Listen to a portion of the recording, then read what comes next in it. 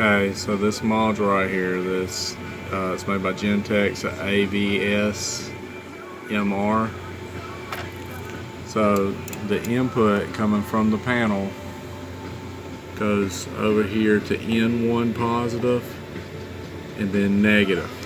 Okay, then out to your NAC panels to give it that Gentex sync, it would be out 1, and then you'd land underneath the same negative terminal.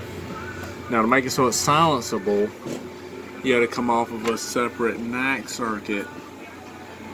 I came off this NAC circuit right here, and then this is a silent night, and I had to make that circuit a different zone, and then make that zone non-latching, and then silenceable.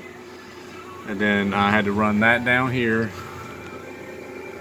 to these, I think it's H negative and H positive. And I had to land my resistor, and I tugged the resistor after I screwed it underneath there to verify that it wouldn't come out.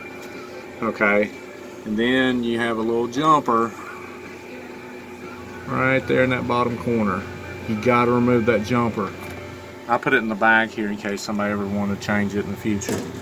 And then I set it off, and now it's silenceable. So that's what you got to do whenever you got this 5800 Silent Night. Goes over to these Ultronics power supplies.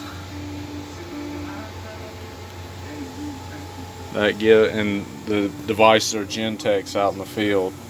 So to make it so that it's synced and also that it's silenceable, you have to put that device in there. Anyway, I hope this helps you guys out some. Please like and subscribe.